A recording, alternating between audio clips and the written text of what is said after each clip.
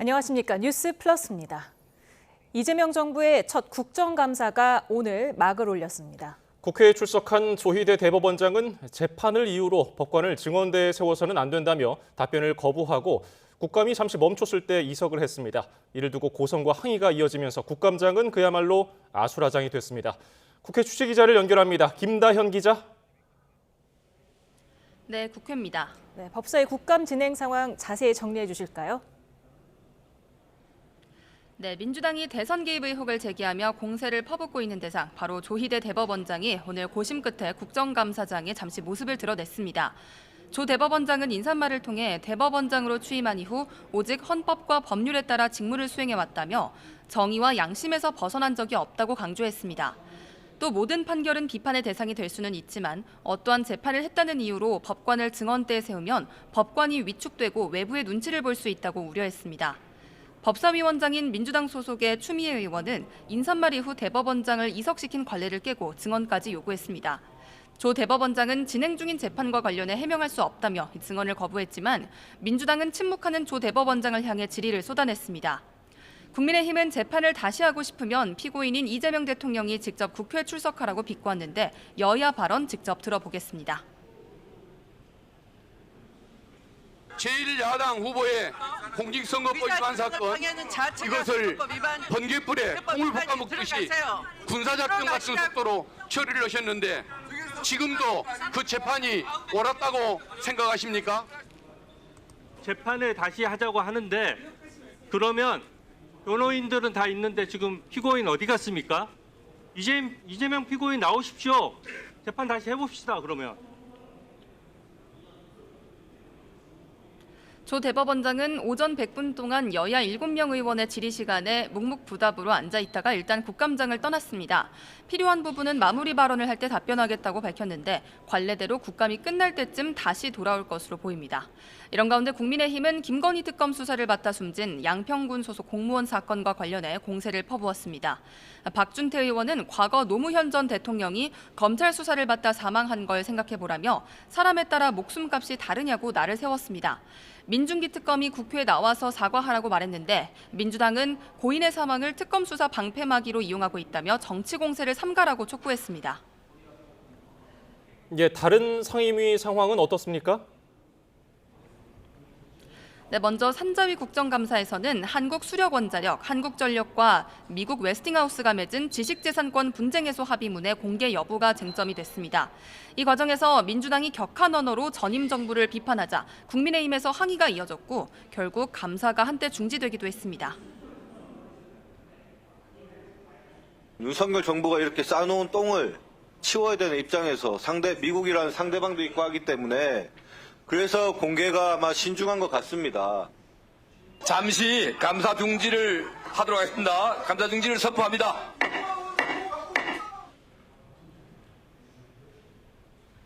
또 외통위에서는 캄보디아에서 발생한 한국인 납치 사건에 대한 질의가 이어졌습니다. 국민의힘 송원석 원내대표는 조현 외교부 장관이 사건을 처음 보고받은 시점을 정확히 기억하지 못한다고 말하자 국민의 안전과 관련한 사항인데 언제 보고했는지도 모르냐고 따져 물었습니다. 정무위 소속 여야 의원들은 한 목소리로 대책 마련을 촉구했습니다.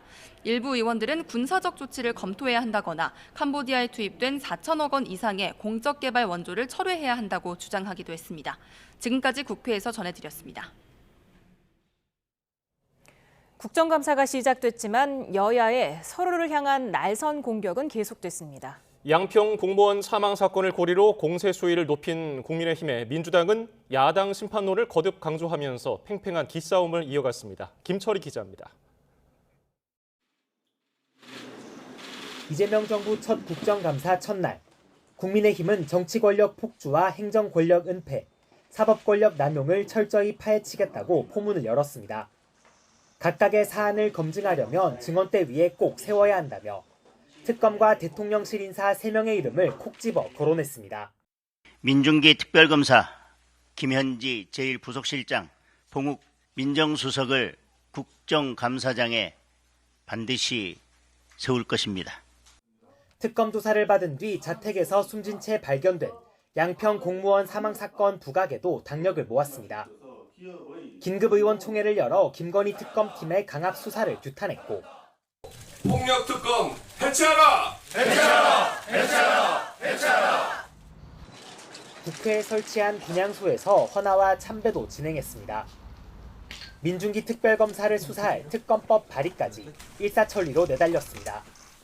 고인을 죽음에 이르게 했습니다.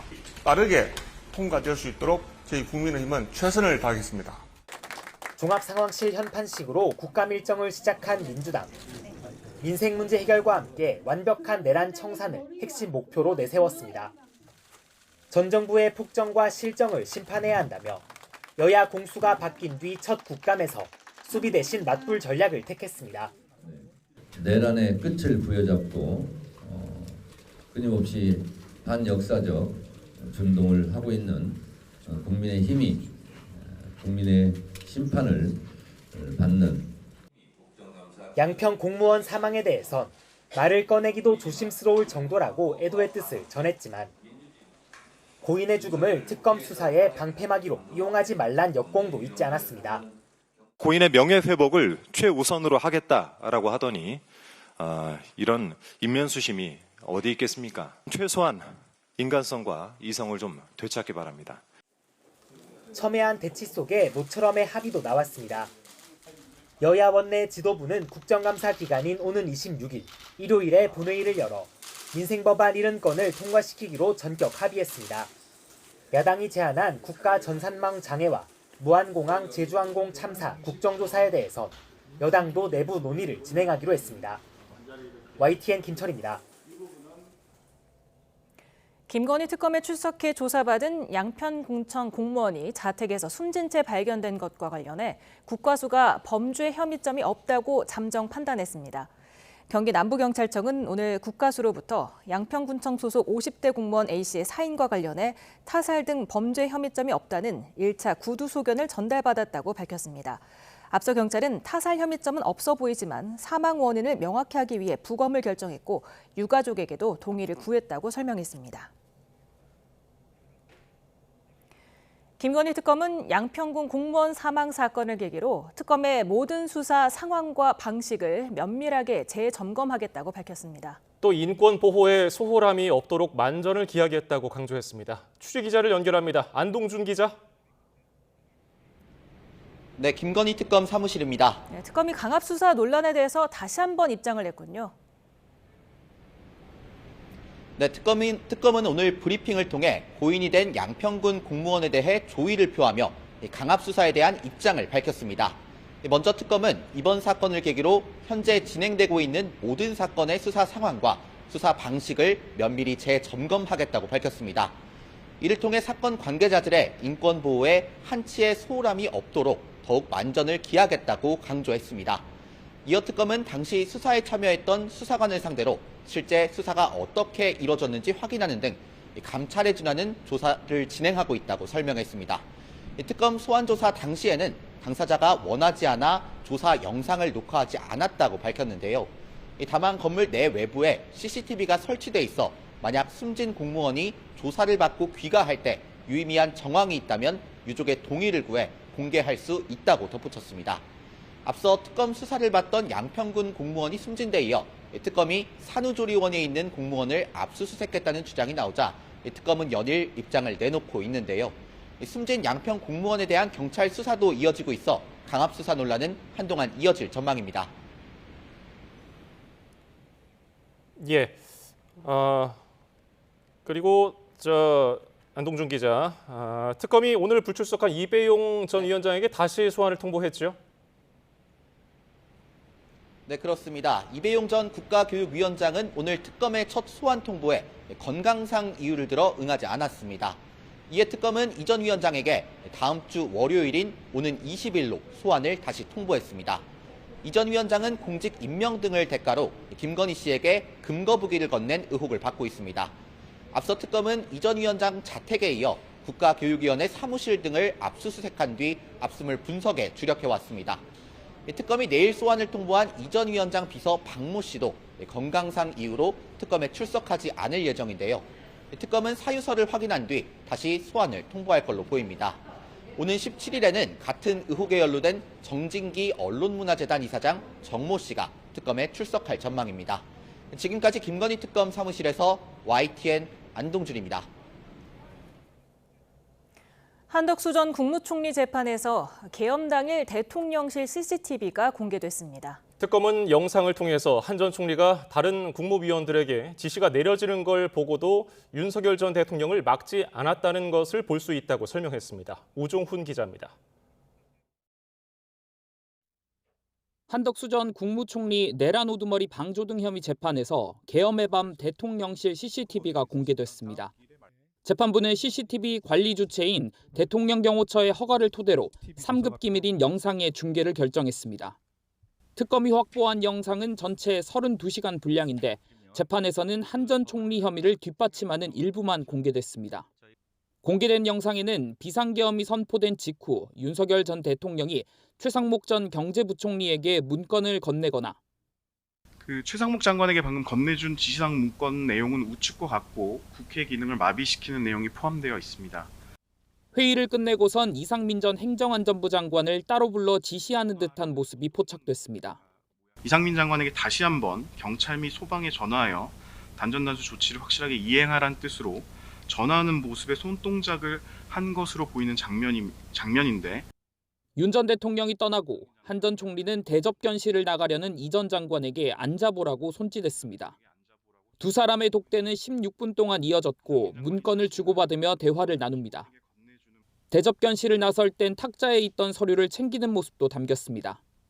특검은 이 영상들을 토대로 한 전 총리가 윤 전 대통령의 계엄 선포를 방조했다고 봤습니다. 피고인이 이미 집무실 안에서 이상민이 단전단수 조치를 지시받은 것을 알고 있었고 국무총리로서 그 이행 방안을 논의하거나 그와 관련된 내용을 점검하기 위한 것으로 판단됩니다.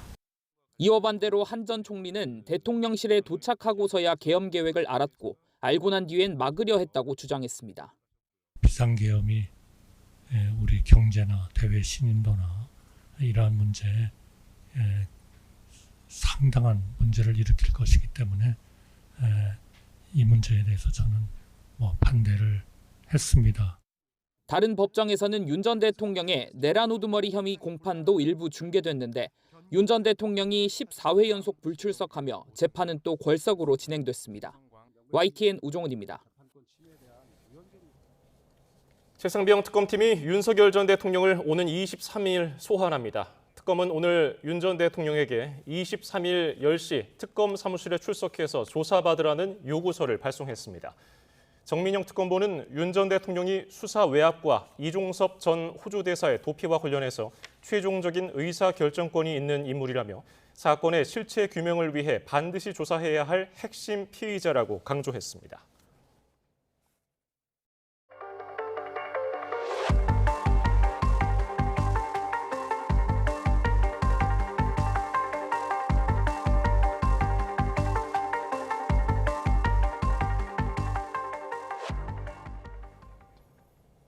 광주에서도 캄보디아에서 실종됐다는 신고가 잇따라 접수돼 경찰이 수사에 나섰습니다.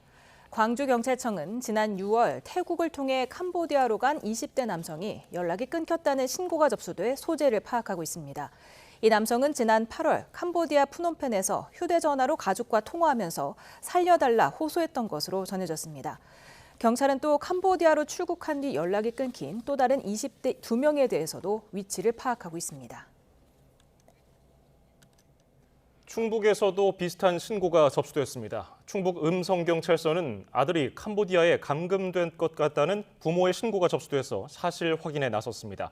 신고자는 아들이 지인 2명과 캄보디아에 여행을 갔는데 푸놈펜의 한 건물 안에서 감시를 받고 있다며 SNS로 연락이 왔다고 진술한 것으로 전해졌습니다. 제주에 사는 20대 남성이 캄보디아에서 감금됐다가 가상화폐를 주고 풀려난 사건에 대해 경찰이 수사하고 있습니다. 제주 서부경찰서는 A씨가 지난 6월 사기를 당해 빚을 갚기 위해 캄보디아로 갔다가 현지 조직에 감금돼 3,500만 원 상당의 가상화폐를 주고서야 풀려난 것으로 보고 있습니다. 경찰은 A씨 외에도 캄보디아에서 감금이나 협박을 당했다는 피해자 2명의 사건도 함께 수사 중입니다. 캄보디아 내 한인 범죄 피해 사태와 관련해 국회 국정감사에서도 여야를 막론하고 질타가 이어졌습니다. 대통령실은 사태의 심각성을 감안해서 국가안보실과 관련 부처가 모두 참여하는 범정부 대응 TF팀을 만들고 대책 마련에 나섰습니다. 홍성기 기자입니다. 갈수록 심각해지는 캄보디아 내 한국인 범죄 피해 문제는 국회 국정감사에서도 중요한 이슈로 떠올랐습니다. 특히 주무부처인 외교부에 대한 국감에서는 정부의 미온적 대응을 놓고 질타가 쏟아졌습니다. 남의 나라 가가지고 대한민국 국민이 300명, 400명, 500명이 감금, 납치해서 감금되고 거기서 연락 두절이 되고 있는 그런 상황이 확인된 거 아니에요? 이렇게 의원들은 최근 2, 3년 새 한국인들의 캄보디아 내 범죄 피해 신고가 급증했는데도 정부 대응이 제자리였다고 비판했습니다. 현지 경찰의 소극적 대응도 문제지만 우리 공관 역시 이를 핑계 삼아 적극적인 대응을 하지 않았다는 겁니다. 그런데 외교부는 이런 문제들에 대해서 그동안 보면 강 건너 불구경하는 것 같다. 당사자가 직접 신고해야 되니까 우리는 말바가 아니라 알아서 하세요라는 것 같다는 느낌을 지울 수가 없는 겁니다. 조현 외교부 장관은 쏟아지는 질타에 거듭 머리를 숙이며 이재명 대통령이 지시한 특단의 대책 마련을 위해 노력하고 있다고 강조했습니다. 그러나 외국 영토 안에서의 범죄 대응이 자유롭지 않다는 점과 일부 범죄 피해자들이 피해 사실을 감추는 등의 어려움도 호소했습니다. 그중에 일부 인원들이 협조를 하지 않고 있는 현실적인 문제가 있다는 점을 말씀드립니다. 대통령실은 상황이 갈수록 심각해지자 국가안보실을 중심으로 관련 부처들이 참여하는 대응 TF를 구성하고 첫 회의를 열었습니다. 외교부와 법무부, 경찰청 등이 머리를 맞댄 범정부 TF에서는 캄보디아 당국의 협조 강화를 포함한 실질적인 특단의 대책을 강구할 계획입니다. YTN 홍성기입니다. 국회 외통위가 오는 22일 캄보디아에서 잇따라 발생한 한국인 대상 강력 범죄에 대해 캄보디아 현지에서 현장 국정감사를 진행하기로 했습니다. 외통위 관계자는 오늘 YTN과 통화해서 22일 캄보디아 푸놈펜에서 2박 일정으로 베트남과 태국, 라오스 등 인접국 한국 대사들을 소집해서 국감을 진행할 계획이라고 밝혔습니다. 현장 국감에서는 대사관 차원에서 한국인 납치 사건 대비 상황과 앞으로의 대응, 역할을 집중해서 살필 계획입니다. 유재성 경찰청장 직무대행은 캄보디아 당국에 한국 경찰관을 파견하는 코리안 데스크 설치를 포함한 강력 대응을 요구하겠다고 밝혔습니다. 유 직무대행은 캄보디아가 다른 동남아 국가보다 협력이 원활하지 않아 절차가 지연된 부분이 있다며 이같이 말했습니다. 이어 다음 주 국제경찰청장 회의 때 캄보디아 경찰청 차장과 양자회의를 통해 코리안 데스크 설치를 강력 요구하고 조만간 박성주 국가수사본부장이 캄보디아로 가 현지 상황을 점검할 계획이라고 설명했습니다. 경기 의정부의 한 아파트 엘리베이터에서 흉기로 공격당한 부부가 크게 다쳤습니다. 피의자는 아랫집 남성이었는데 범행 직후 자택에서 심정지 상태로 발견돼 병원으로 옮겨졌지만 숨졌습니다. 양동훈 기자입니다. 통제선을 쳐둔 아파트 복도에서 경찰관들이 현장 감식을 하고 있습니다. 증거품들을 차에 싣는 모습도 보입니다. 아침 7시 20분쯤 경기 의정부시에 있는 한 아파트에서 한 가족이 다른 주민이 휘두른 흉기에 공격당했습니다. 40대 부부가 크게 다쳐 병원으로 옮겨졌는데 생명에는 지장이 없는 것으로 전해졌습니다. 초등학생 딸은 직접 공격당하지는 않았지만 크게 놀라 병원 치료를 받았습니다. 정문에 경찰들이 싹 다 엄청 많이 깔려 계셨고 저기 앞에도 다 피범벅으로 입구에 다 그렇게 많이 되어 있고. 가해자는 피해자들과 같은 아파트 아래층에 거주하는 30대 남성 A씨였습니다. 경찰은 심정지 상태인 A씨를 집에서 발견해 병원으로 옮겼지만 숨졌습니다. 경찰은 A씨가 윗집 가족이 타고 내려오던 엘리베이터를 아래층에서 따라 탄 뒤 공격한 것으로 보고 있습니다.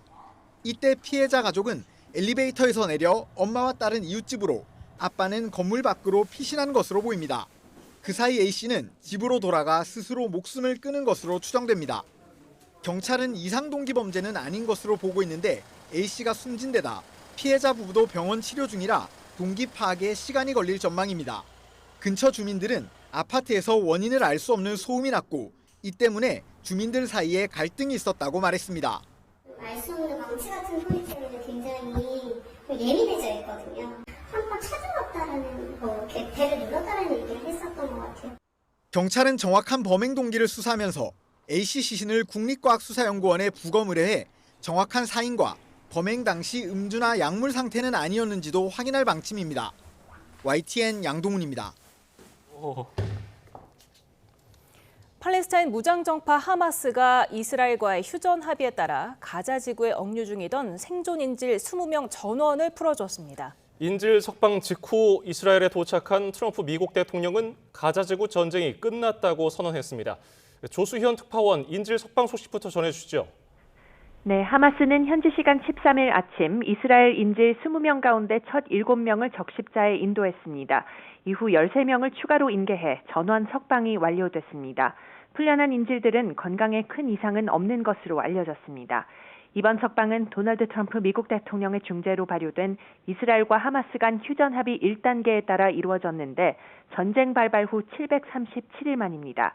이스라엘 전역에서는 수많은 인파가 인질 인도 과정을 생중계로 지켜보며 환호성을 질렀습니다. 하마스는 2023년 10월 7일 이스라엘 급습 과정에서 모두 251명을 납치했습니다. 이들 중 최근까지 가자 지구에 억류된 인질은 생존자 20명과 사망 인질의 유해를 포함해 48명인데 이제 남은 28명의 유해 인도도 이루어질 예정입니다. 하마스의 인질 석방과 함께 이스라엘은 종신형 선고를 받은 250명을 포함해 팔레스타인 수감자 1966명을 석방하는데요. 팔레스타인 수감자들이 탄 버스가 이스라엘 교도소에서 출발했다는 속보가 조금 전에 들어왔습니다. 휴전 합의 2단계에서는 하마스의 무장 해제, 이스라엘군의 단계적 철수, 그리고 팔레스타인 민간 정부 수립 등을 논의하게 됩니다. 네, 이번 인질 석방 트럼프 미 대통령의 이스라엘 방문을 앞두고 성사됐죠. 네, 그렇습니다. 백악관은 트럼프 대통령이 이스라엘로 향하는 기내에서 석방 장면을 지켜봤다고 전했습니다. 트럼프 대통령이 탄 전용기는 하마스가 인질 7명을 1차로 적십사에 인도했다고 발표하고 1시간 반 뒤 텔아비브 인근 벤구리온 국제공항에 착륙했는데요. 공항에서는 네타냐후 총리와 헤르조그 대통령 내외의 환영을 받았습니다. 트럼프 대통령은 이스라엘에서 인질 가족들을 만나고 의회에서 연설한 뒤 오후에 이집트로 곧바로 향합니다. 의회 연설을 시작하기에 앞서 트럼프 대통령은 기자들에게 위대한 날이라면서 이스라엘과 하마스 간 전쟁은 끝났다고 선언하고 하마스가 무장 해제 계획을 따를 것이라고 말했습니다. 트럼프 대통령은 이집트 샤름 엘셰이크에서 압델 파타 엘시시 이집트 대통령과 함께 가자지구 평화를 위한 정상회의를 주재할 예정인데요. 이 회의에는 영국과 프랑스, 튀르키예 등 유럽과 중동 20여 개국 정상, 그리고 안토니우 구테우스 유엔 사무총장 등이 참석해 휴전협정의 지지를 표명하고 실행 방안을 논의합니다. 이집트 대통령실은 가자지구 전쟁을 끝내고 중동의 평화와 안정을 달성하기 위한 노력을 강화하며 지역의 안보와 안정의 새 시대를 열기 위한 회의라고 설명했습니다. 이집트 외무부는 참석자들이 가자지구 전쟁 종식을 위한 문서에 서명할 것으로 보인다고 전했습니다. 지금까지 YTN 조수연입니다. 경주 에이펙 정상회의를 보름 정도 앞두고 미중 무역 갈등이 재점화할 조짐을 보이면서 세계 금융시장까지 출렁이고 있습니다. 트럼프 대통령과 제이디 벤스 부통령은 미국이 중국을 해치고 싶지 않고 함께 문제를 잘 해결할 거라며 미중 무역 갈등 수위 조절에 나섰습니다. 뉴욕 이승윤 특파원입니다. 트럼프 미국 대통령은 중국과 무역 갈등 우려가 커지는 데 대해 미국은 중국을 해치려는 게 아니라 도우려는 것이라고 강조했습니다. He's a very tough man. He's a very smart man. He's a great leader for their country. He's a great leader, and I have a great relationship with him. I think we'll get it set. 트럼프 대통령은 소셜미디어 트루스 소셜에 시진핑 중국 국가 주석은 중국이 불황을 겪는 것을 원치 않고 나 역시 마찬가지라고 강조했습니다. 제이디 벤스 미국 부통령은 방송 인터뷰에서 많은 부분은 중국이 어떻게 대응하느냐에 달려 있다며 수위 조절에 들어갔습니다. 또 미국 대통령은 중국보다 훨씬 더 많은 카드를 갖고 있지만 트럼프 대통령의 바람은 그 지렛대를 사용하지 않아도 되는 것이라고 강조했습니다. 이런 가운데 제이미슨 그리어 미국 무역 대표는 미중 정상이 약 보름 뒤 경주에서 열리는 에이펙 정상회의를 계기로 만날 가능성을 시사했습니다. 그리어 대표는 트럼프 대통령은 상대방이 대화에 관심이 있다면 늘 대화 의사가 있다고 말했습니다. 미중 무역 갈등은 이번 주 뉴욕 증시와 국제 유가, 가상화폐 시장은 물론 국내 코스피에도 중대 변수가 될 전망. 미국의 대중 관세는 55%로 100% 관세가 추가되면 미국에 오는 중국산 제품은 평균 155%의 관세를 적용받아 사실상 무역 단절 수준에 이르게 됩니다. 이런 상황에서 투자자들이 미중 갈등 수위가 내려갈 때를 대비한 저가 매수인 타코 트레이드로 대응할지도 관심입니다. 뉴욕에서 YTN 이승윤입니다. 조현 외교부 장관은 트럼프 미 대통령이 방한은 하지만 경주 에이펙 정상회의에 참석하지 못할 가능성이 크다고 말했습니다. 조 장관은 오늘 국회 외통위 국정감사에서 이같이 언급했습니다. 그러면서 한미 정상회담에 대해서는 진행이 될 거라며 아마도 장소는 경주가 될 것이고 약식으로 진행되지는 않을 것이라고 설명했습니다. 미중 무역 갈등이 불거지며 3,600선을 넘었던 코스피 상승세가 한풀 꺾였습니다. 네, 이달 들어서 계속 순매수를 했던 외국인이 순매도로 돌아섰기 때문인데요. 한때 1,430원까지 오른 원달러 환율도 영향을 미친 것으로 보입니다. 취재기자를 연결합니다. 류환홍 기자, 코스피가 오늘은 약세로 돌아섰는데요. 시장 상황 정리해 주시죠. 코스피는 지난 금요일 종가보다 1.7% 떨어진 3,550으로 출발했습니다. 무려 60포인트 넘게 내리면서 곧장 3,600선이 무너졌습니다. 장중엔 3,520선까지 내려갔다가 이후 낙폭을 만회해 0.7% 내린 3,584로 마감했습니다. 이달 들어 계속 순매수를 했던 외국인 투자자가 매도세로 돌아선 영향이 컸습니다. 외국인은 기관과 함께 1조 2천억 원어치 순매도를 했습니다. 개인 투자자는 홀로 외국인과 기관의 매도 물량을 다 받아냈습니다. 그동안 상승장을 이끌었던 삼성전자와 SK하이닉스도 오늘은 하락했습니다. 삼성전자는 1.1% 내린 93,300원, SK하이닉스는 3% 내린 401,000 1,500원으로 각각 마감했습니다. 이 같은 하락장은 주말에 미중 간 무역 갈등이 고조된 영향으로 보입니다. 트럼프 미국 대통령이 중국에 100% 추가 관세를 예고하면서 뉴욕 증시 나스닥 지수는 3%, 필라델피아 반도체 지수는 6% 하락을 했습니다. 이후에 미중 양측이 정면 충돌은 바라지 않는다는 메시지를 내놓으면서 시장 불안감은 점차 줄어드는 모습을 나타냈습니다. 코스닥 지수는 개장 직후 1.6%까지 하락했다가 0.1% 오른 860으로 장을 마쳤습니다. 코스닥 시장에선 개인이 1,000억 원어치 순매수를, 외국인과 기관이 순매도를 했습니다.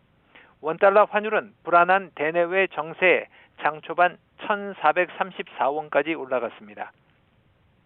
지난 5월 이후 5개월여 만에 가장 높은 수준까지 올라왔습니다. 원달러 환율이 1,430원대까지 오르자 외환 당국은 일종의 구두 개입을 했습니다. 오후 1시 10분쯤 메시지를 내고 최근 대내외 요인으로 원화 변동성이 확대되는 과정에서 시장의 쏠림 가능성 등에 대해 경계감을 가지고 면밀히 모니터링을 하고 있다고 밝혔습니다. 환율 상승을 틈타 시세 차익을 노리려는 환투기 세력에 대해 경고를 했습니다. 이후 환율은 소폭 내렸는데 오후 3시 반 기준으로 1,425.8원을 기록했습니다. 지금까지 YTN 유환홍입니다.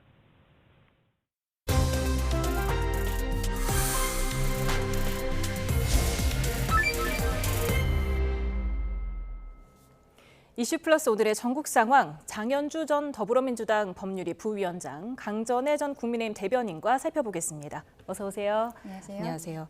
오늘 이재명 정부 첫 국감이 시작이 됐습니다.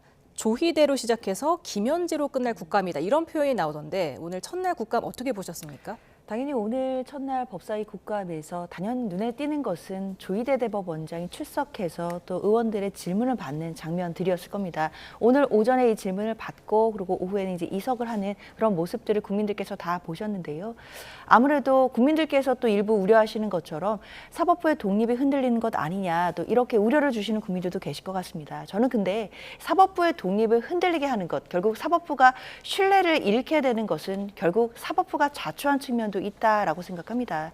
왜냐하면 지난 5월에 있었던 이재명 대통령에 대한 공직선거법 파기환송심 재판은 사실 법조계에서 본다고 하더라도 너무나 이례적이고 또 관례를 깨는 그런 선고였습니다. 전원합의체 회부된 지 9일 만에 나온 선고였고요. 너무나 이례적으로 빨리 진행된 것이었기 때문에 이것이 절차적으로 과연 맞는 것인지 그동안의 관례에 비추어서 너무나 이례적이었던 것은 아닌지라는 부분에 대해서 많은 국민들이 의구심을 가지고 계셨습니다. 사실 사법부에서 특히 대법원에서 관련된 부분에 대해서 평의 내용을 공개하라는 것이 아닙니다.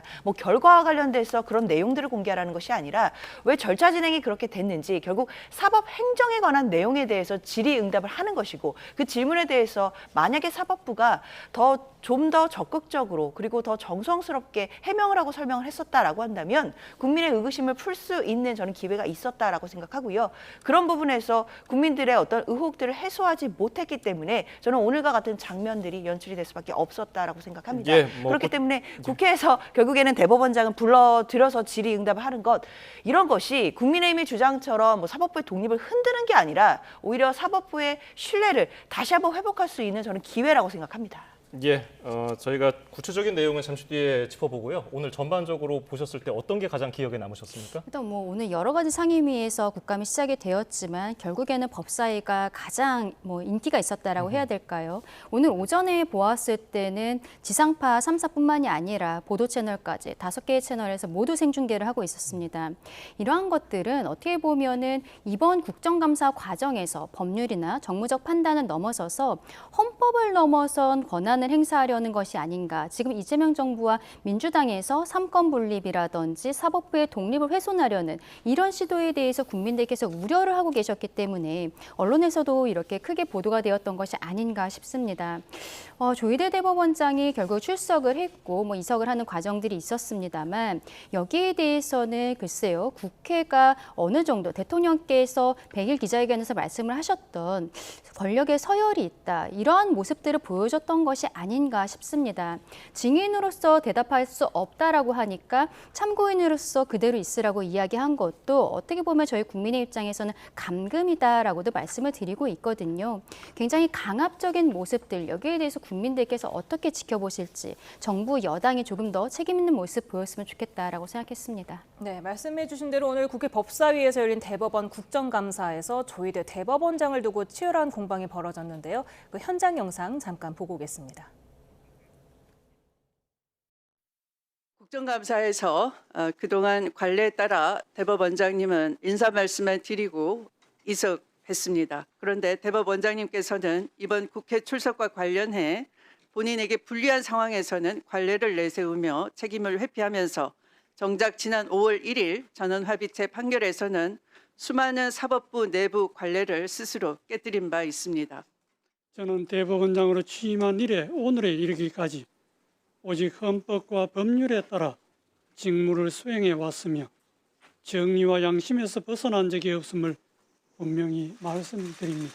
상권 분립 체제를 가지고 있는 법치국가에서는 재판 사항에 대해 법관을 감사나 청문의 대상으로 삼아 증언대에 세운 예를 찾아보기 어렵습니다. 다음은 증인 선서를 받는 순서입니다만 이를 뒤로 미루고 우선 조희대 대법원장님에 대한 질의와 응답을 진행하는 조희대 대법원장 그러면 한덕수와 만난 적 있습니까? 조희대 대법원장 묻습니다. 네. 조희대 대법원장이 인사말에서 좀 뼈 있는 말들을 남겼습니다. 지금 삼권분리 체제를 가진 법치국가에서 재판 사항에 대해서 법관을 증언대에 세운 예를 보기 어렵다. 이런 건 어떻게 보셨어요? 그동안 조희대 대법원장이 계속 했던 말과 일치하는 얘기 같습니다. 결국 사법부의 독립 그리고 재판의 독립 이런 부분들을 강조하는 목소리라고 봐야겠는데요. 말씀 얘기처럼 재판 상황에 대해서 법관을 증언대에 설 수 없다. 그 부분에 대해서는 저도 동의합니다. 다만 민주당이 특히 민주당 의원들이 지금 국회에서 법사위에서 묻고자 하는 것은 평의 내용이라든지 결과에 대한 부분을 추궁하겠다라는 것이 아니라 사실상 그 전원합의체 회부된 지 9일 만에 아주 이례적으로 빠르게 재판 결과가 나오게 된 부분과 관련해서 어쩌면 그런 부분들은 사법 행정적인 내용이라고 볼 수 있기 때문에 그런 부분들에 대한 질문이 이어질 것이라고 예상이 됐었거든요. 사실 그렇기 때문에 조희대 대법원장이 이야기하는 것처럼 지금 바로 질의응답을 한다라고 해서 이것이 사법부의 독립을 바로 침해한다 또는 지금 재판을 관여하고 있는 법관들을 증언대에 세운다라고까지 보기는 저는 어렵다고 생각이 들고 앞서 말씀드린 것처럼 지금 국민들께서 결국 사법부가 대선에 개입하려고 했던 것은 아닌가 이런 의혹을 갖고 계시는 국민들이 분명히 계십니다. 그렇기 때문에 그런 의구심을 풀어드려야 하는 것이고 그래야만 국민의 신뢰를 다시 회복할 수 있는 것이 또 사법부의 역할이기 때문에 사법부가 관련해서는 또 성실하게 국민들께 해명할 의무가 있다고 생각합니다. 예, 원래는 이제 대법원장이 인사말을 하고 네. 법사위원장이 이석을 허가하면은 갔다가 마무리 발언할 때 오는 것이 관례였는데 추미애 법사위원장은 왜 이 관례를 깼을까요? 결국에는 이제 증인으로는 아니고 참고인으로서 그 자리에 계속 있어라, 이석하지 말라라고 한 것인데 추미애 위원장이 지난달에 있었던 조희대 없는 조희대 청문회 그 과정에 있어서도 좀 독단적으로 이렇게 운영을 해왔습니다만 그때 결국에는 아무런 소득이 없었죠. 오히려 대통령의 미국 순방에 대한 것들만 뉴스를 묻히지 않았냐라는 이야기들이 있었습니다. 그때 결국에는 탄핵이네 그리고 고발이네 이런 이야기들이 있었습니다만 그것은 진행하지 않고 오늘의 국감 증인 또 내일 모레는 대법원에 현장 검증을 간다라고 하거든요. 이런 형태로 약간은 좀 늦춰놓은 것이 아닌가 싶습니다.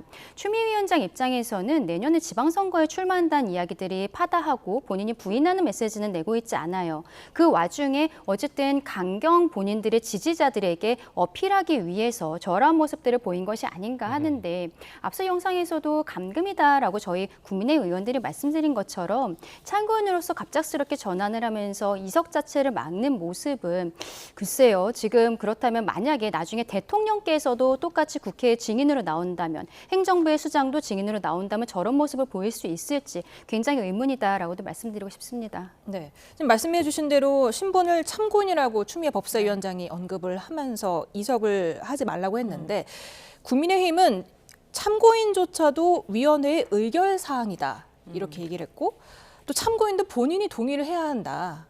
본인이 동의하지 않는 참고인 진술은 있을 수 없다 이렇게 밝혔거든요.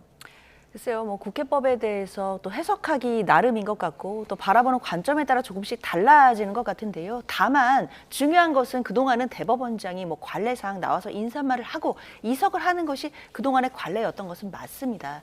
그러나 관례라는 것이 국회법을 우선할 수는 없습니다. 그동안 관례가 적용되어 있었던 것은 국회법 121조에 보면 사실 특정한 사안에 대해서 질문을 하기 위해서는 대법원장을 출석시킬 수 있다고 분명히 규정이 되어 있습니다. 그럼에도 대법원장이 나왔을 때 일단 사법부에 대한 존중의 의사로 사실 인사말만 하고 이석을 시키는 것이 관례였던 것도 맞습니다. 그러나 지금은 사실 그러한 관례가 그대로 통용되기 어려운 비상한 상황이라고 봐야 될 것 같습니다.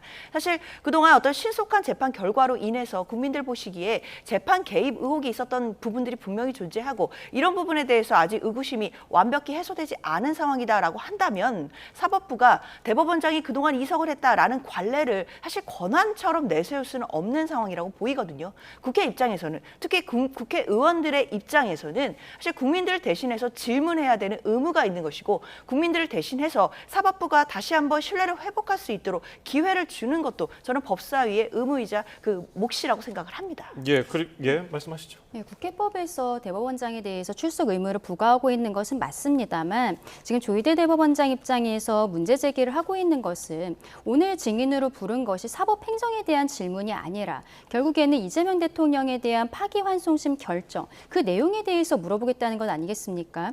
근데 이 재판이 만약에 민주당에서 당시에는 기일이 빨리 잡힌 것이 무죄로 확정해 주려나 보다 이러한 이야기들도 분명히 많은 분들께서 하셨었거든요. 그때 무죄로 확정이 되었다면 그렇다면 지금처럼 왜 이렇게 빠르게 결정을 내린 것인가에 대해서 문제 제기를 했을까요? 전혀 그렇지 않습니다. 그리고 국정감사함의 조사에 관한 법률을 보면은 이렇게 국정감사 같은 것들은 계속 중인 재판에 관여할 목적으로 실행돼서는 안 된다라는 명시적인 규정이 있고 이것을 가지고 지금 조희대 대법원장 입장에서는 그래서 본인이 출석하는 것이 부적절하다라는 의견서를 제출하고 있는 거거든요. 대법원에서는 파기환송을 하고 끝났습니다만 결국 고등법원에서 이 사건은 여전히 계속 중인 것이죠. 이재명 당시 후보가 대통령으로 당선이 되었기 때문에 그 재판부에서 기일을 추정해놨을 뿐이지 이 재판이 끝난 것이 아닙니다. 그러면은 결국에는 이 재판에 대해서 관여할 목적으로 볼 수밖에 없는 것인데 이러한 상황에서 결국에는 어떻게 보면 추미애 위원장도 증인으로서 부적절하다는 것에 대해서 인정을 했기 때문에 참고인으로 남으라고 한 거거든요. 이러한 부분에 있어서는 결국에는 사법부를 무력화하려는 시도, 여기에 더도 아니다라고 말씀드리고 싶습니다. 제가 짧게만 덧붙이자면 사실 지금 대법원장에 대해서 이석시키는 관례가 있었는데 이걸 왜 깨냐라는 비판이 계속 나오는데 사실 그렇게 따지면 대법원에서 나왔던 이재명 대통령에 대한 파기환송심 결정은요. 사실 지난 10년간 전원합의체에 회부됐던 180건 사건들을 조사를 해보면 심리 기간이 평균적으로 994일이 걸렸습니다. 그런데 이재명 대통령에 대한 사건은 34일 걸렸고요. 전원합의체에 회부된 지 9일 만에 결정이 나왔습니다. 이것은 그렇다면 대법원의 관례를 깬 것 아닐까요? 마찬가지로 사법부도 그동안의 관례를 깬 굉장히 이례적인 판결을 낸 것은 분명하고 이 부분에 대해서 국민들이 묻고 계신다라고 한다면 저는 성실하게 대답할 의무가 있다고 생각합니다. 그 부분에 대해서는 결국에는 서면 답변으로 답변을 했거든요. 그 전원합의체로서 심리를 하고 9일 만에 결정이 나온 것이 아니라 대법원으로 사건이 왔을 때부터 모든 대법관들이 여기에 대해서 기록을 검토하기 시작했다라는 부분에 대해서 이야기를 했고 그리고 1심과 2심이 633 원칙에 완전히 벗어나지 않았습니까?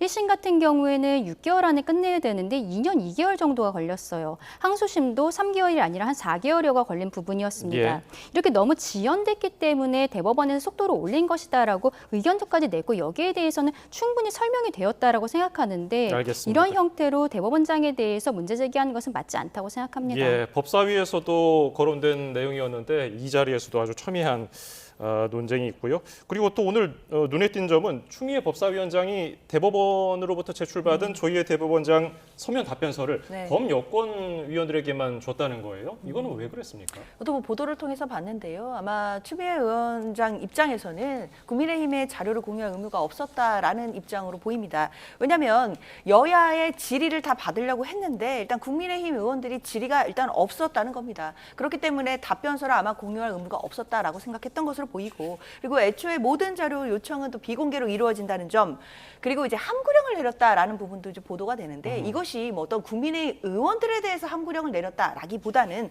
사실 국감이 오늘부터 시작이고 대법원장도 오늘 나오는 이런 마당에 이런 답변서나 이런 부분들이 미리 나가게 된다라고 한다면 오히려 대법원에 대한 예의가 아닐 수 있기 때문에 그런 부분에서 좀 함구를 해달라라고 부탁한 것 아닐까라는 생각 듭니다. 네, 나경원 국민의힘 의원은 국회 관례상 위원장실로 온 답변 자료는 당연히 모든 의원들에게 공개를 해야 되는데 이런 경우는 전대미문이다 이렇게 비판을 했더라고요. 전대미문의 일들이 자주 일어나고 있죠. 지금 이번에 답변서를 공유하지 않은 것뿐만이 아니라 저희 야당의 간사를 선임하는 것에 대해서도 문제 제기하면서 결국에는 그 의안으로 올려서 부결을 시키는 모습 보이지 않았습니까? 추미애 위원장이 지금 하고 있는 법사위원장 자리도 마찬가지입니다. 그동안에 국회에 관행이 있었고 1당에서 국회의장을 가져가고 그리고 2당에서 법사위원장을 가져가는 것이 국회의 관행이었는데 이게 법이라든지 규칙으로서 명확하게 정리된 것이 아니라는 이유로 지금 민주당에서는 이렇게 폭주하는 모습들을 보이고 있는 것이죠. 글쎄요, 추미애 위원장의 지금 모습을 우리 국민들께서 얼마나 공감을 갖고 계실지 모르겠습니다. 100번 양보해서 지금 사법부의 결정 과정에 있어서 국민들께서 의구심을 가지신다 하더라도 이렇게 대법원장을 청문회에 세워서 문제 제기를 하고 굉장히 망신주기식으로 하는 가운데 있어서 그동안의 관행 같은 것도 지키지 않는다는 것은 오히려 보면은 지금 민주당에서 더 공정하지 못한 모습을 보이는 것이 아닌가라는 생각을 할 수밖에 없거든요. 추미애 위원장이 강성 지지층들에게 어필하기 위한 모습인지는 모르겠습니다만 이런 모습들은 오히려 역효과만 불러일 것이다라고 생각합니다. 예. 자, 그리고 나경원 의원이 민주당이 조희대 회동설 관련해서 열린공감TV에 증인 채택을 하지 않은 점 잠시만요. 죄송합니다. 저희가 대통령실 브리핑 현장으로 가보겠습니다.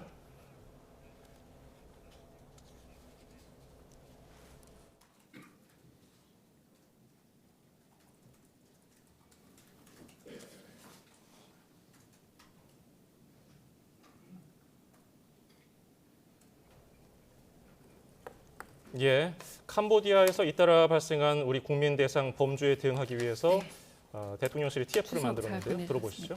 네, 오랜만에 뵙습니다. 강유정입니다. 안보실장 주재 캄보디아 범죄 TF 회의 관련해서 브리핑하겠습니다. 강유정 대변인입니다. 오늘 대통령실에서는 위성락 안보실장 주재로 최근 발생한 캄보디아 한국인 범죄 관련 관계 부처 TF 첫 회의를 개최했습니다. 오늘 회의에는 외교부, 법무부, 국수본 등 관계 당국이 참석한 가운데 현황 보고, 당국 간 협조 방안, 향후 계획 등이 토의되었습니다. 위성락 안보실장은 무엇보다 우리 국민의 신속한 송환을 강조했습니다. 감금된 이들의 범법 행위에 대한 조치는 당연한 것이지만 인도적 조치 차원에서 위험에 처한 우리 국민들의 송환이 신속히 이루어져야 한다며 당국의 조속한 대응을 당부했습니다. 필요하다면 단계적 송환이라도 검토할 것을 강조했습니다.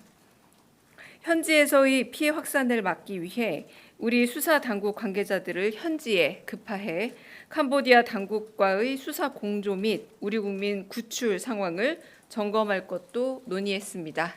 이상입니다. 혹시 질문 있을까요? 네, 아까 질문 거의 다 소화하셔가지고 따로 질문. 네.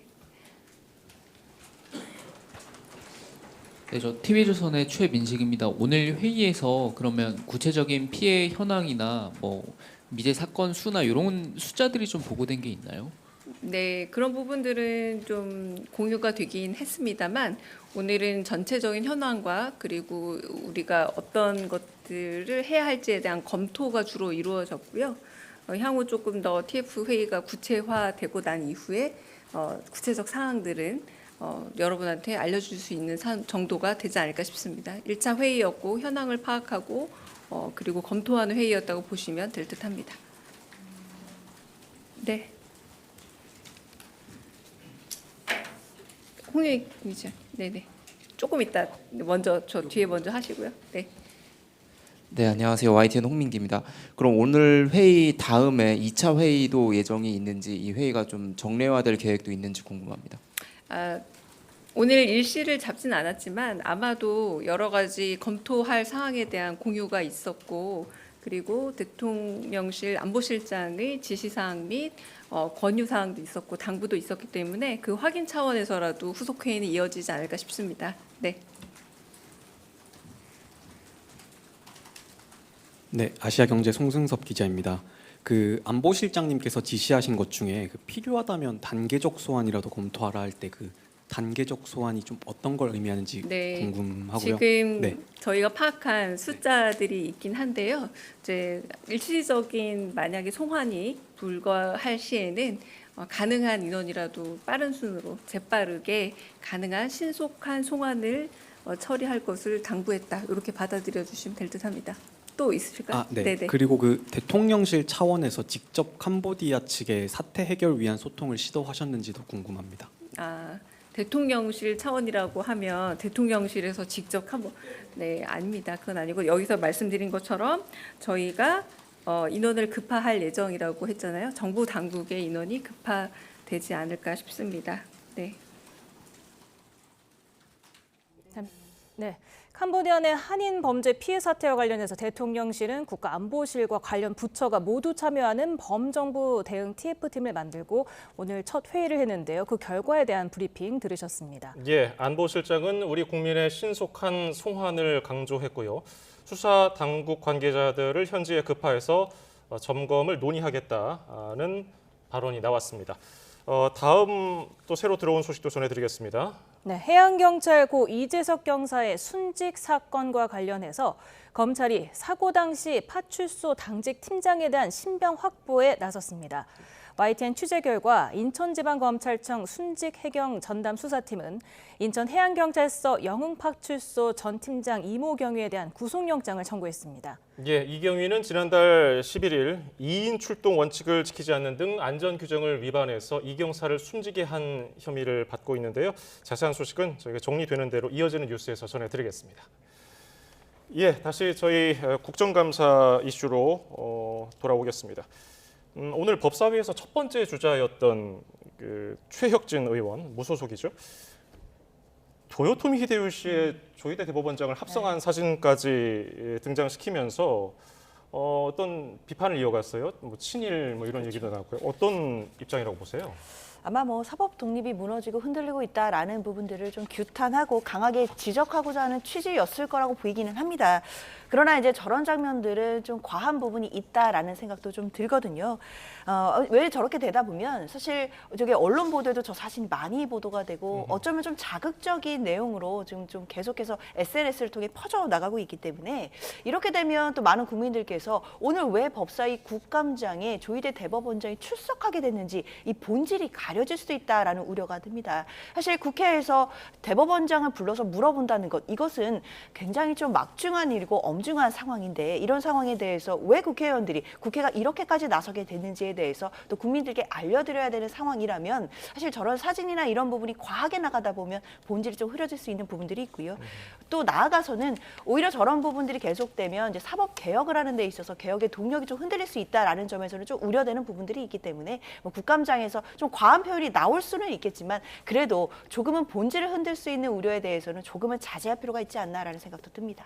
네, 그러니까 최혁진 의원이 그러니까 윤 전 대통령에게 조희대 대법원장을 추천한 사람이 김건희 씨 계부인 김충식 씨다 이렇게 또 주장을 했더라고요. 그렇죠. 주장은 하고 거기에 대한 근거는 밝히지 않고 있습니다. 전형적인 그냥 자기 정치식의 어떻게 보면 오늘만큼 본인이 스포트라이트를 받아본 적이 없기 때문에 저런 것들을 준비한 것이 아닌가 싶은데요. 최혁진 의원 같은 경우에는 어쨌든 비례정당으로서 들어왔지만 용해인 의원과의 갈등이라든지 본인이 민주당으로 가겠다라는 형태로 이야기를 했기 때문에 지금은 무소속으로 수 있는 상황입니다. 본인이 여기에서 뭔가 강한 이미지를 주고 민주당 소속으로서 들어가고 싶은 모습을 보였던 것이 아닌가 싶지만 앞서 장 변호사님 얘기해 주신 것처럼 저 상황은 누가 보아도 정말 눈살을 찌푸릴 만한 부분이었다라고 생각을 하거든요. 오늘 조희대 대법원장이 증인이 아닌 참고인으로서도 이석하지 않고 그 자리에 있었던 것에 대해서 굉장히 모든 국민들께서 준엄하게 지켜보시고 있는 상황에서 저러한 모습들은 너무 과했다. 저런 것들이 국민들로 하여금 정치에 대해서 불신하게 하고 정치 혐오를 일으키는 모습이 아닌가라고도 생각합니다. 예. 자, 다음 주제 살펴보겠습니다.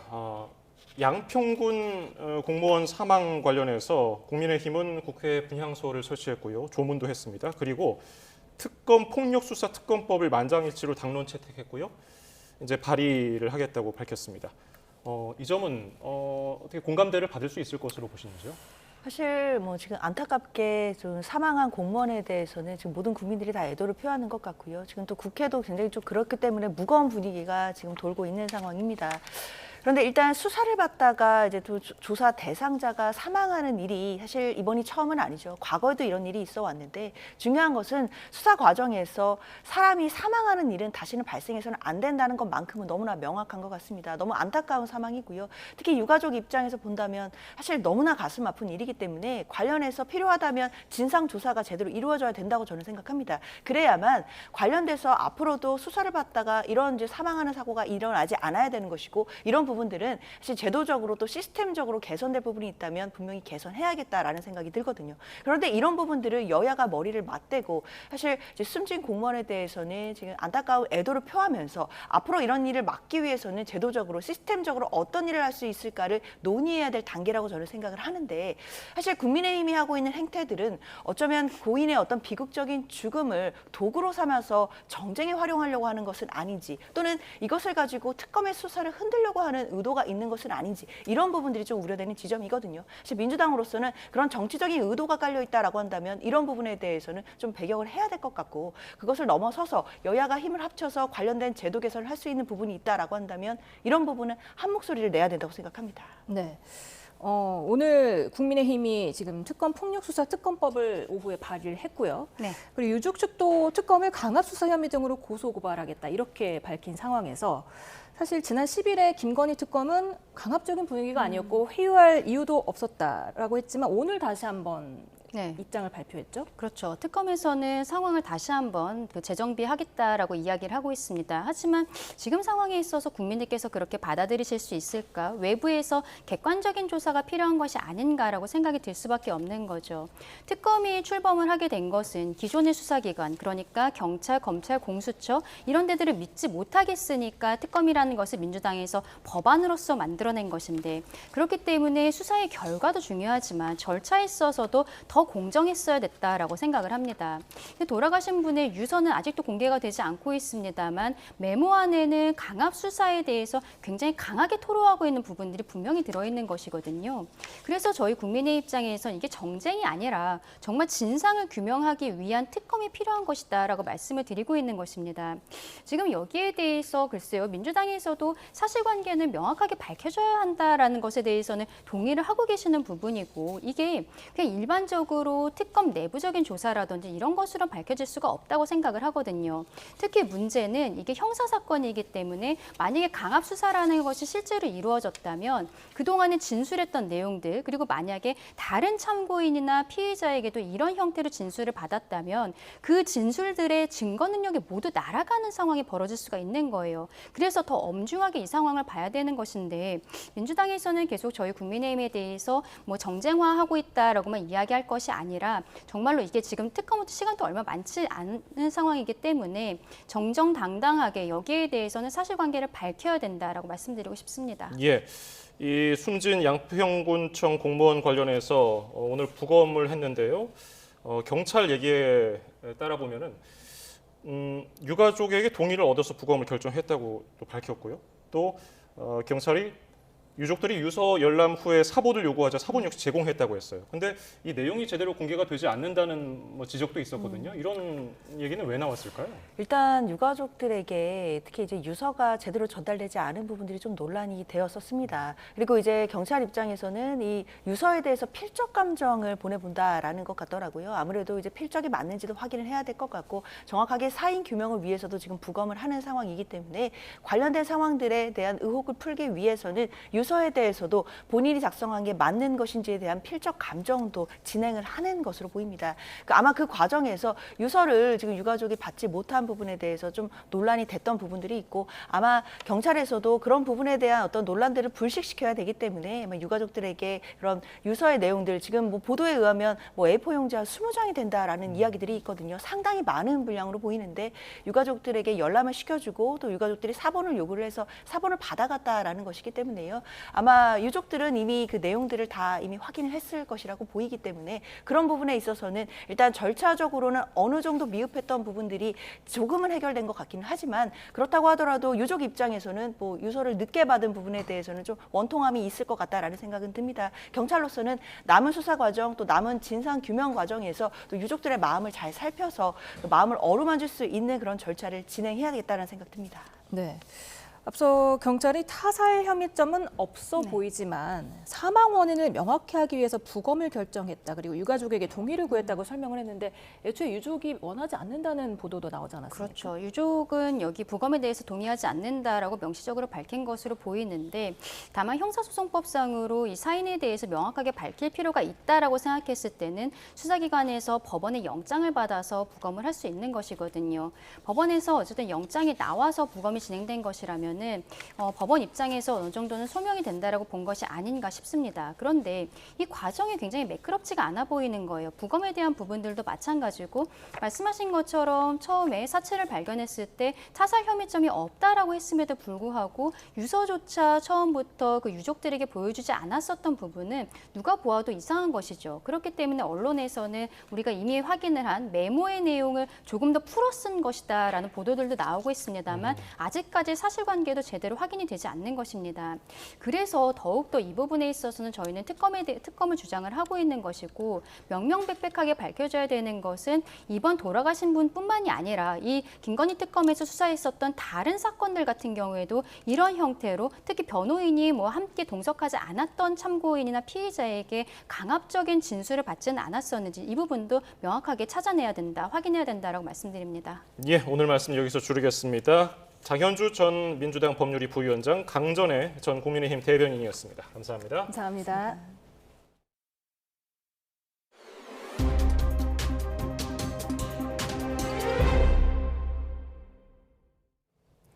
화재로 인한 국가 전산망 마비 사태가 길어지는 가운데 이번을 계기로 정부의 클라우드 시스템을 근본부터 바꿔야 한다는 목소리가 높습니다. 전자정부 시대를 끝내고 AI 정부 시대로 전환하겠다는 게 대통령실 구상인데 민간 클라우드 도입이 유력합니다. 장하영 기자입니다.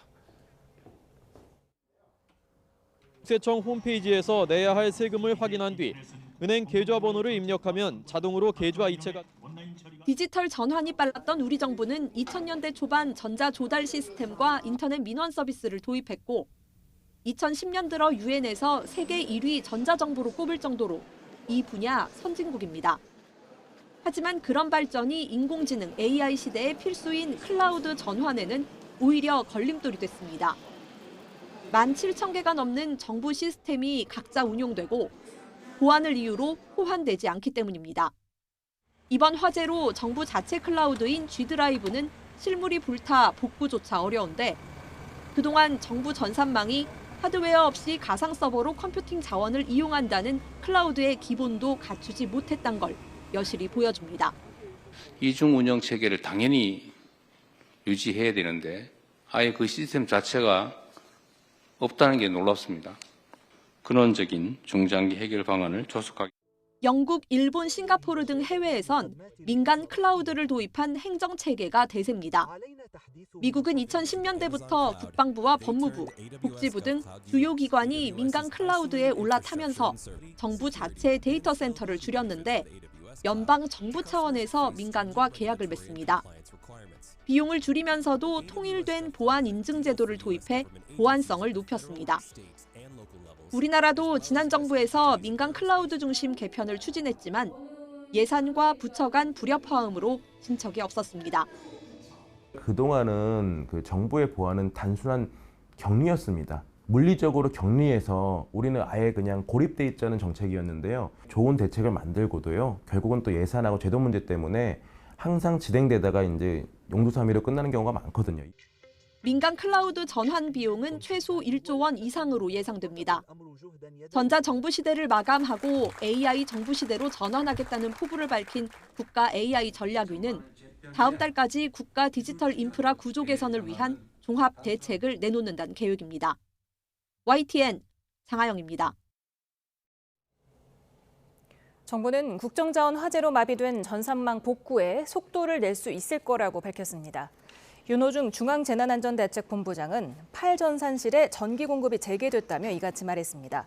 팔전산실은 불이 난 5층에 있어 잿가루로 뒤덮이는 등 피해가 커서 분진 제거에 주력해온 곳입니다. 국가정보자원관리원 화재로 마비된 전산망 복구율이 여전히 30%대에 머물고 있습니다.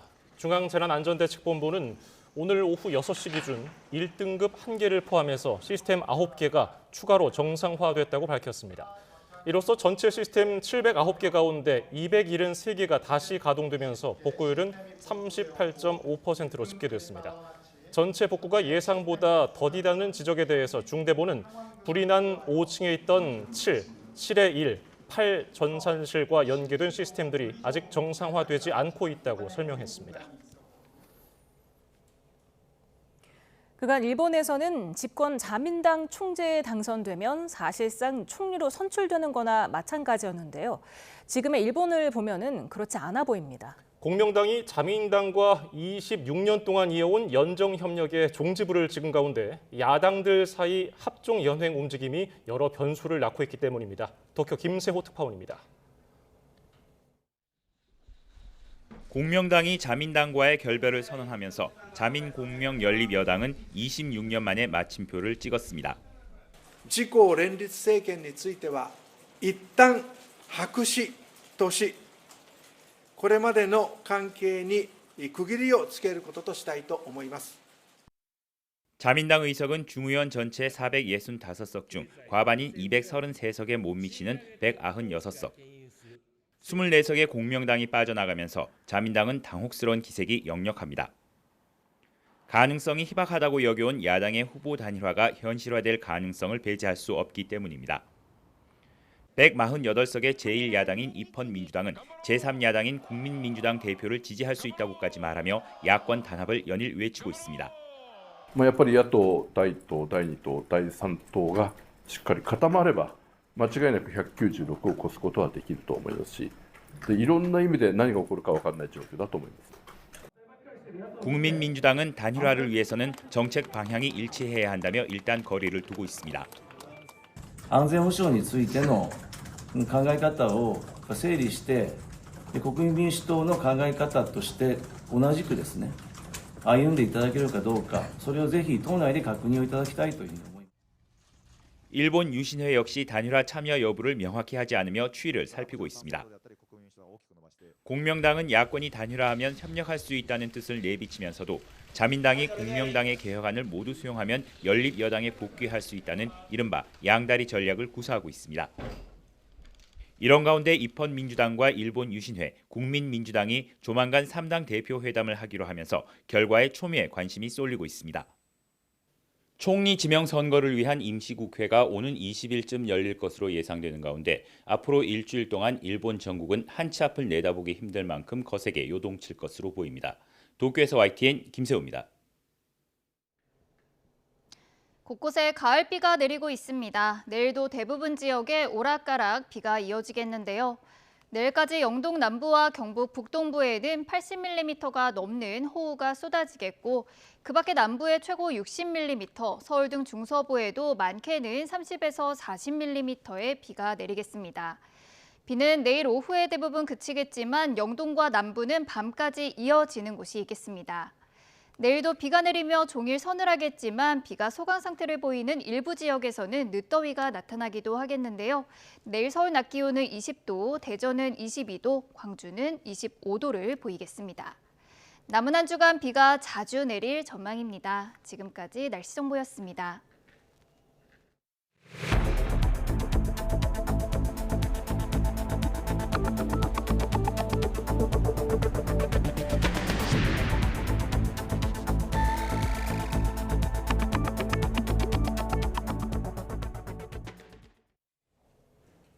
캄보디아에서 숨진 채 발견된 우리 대학생을 현지로 보낸 대포통장 모집책은 피해 학생의 대학 선배였던 것으로 드러났습니다.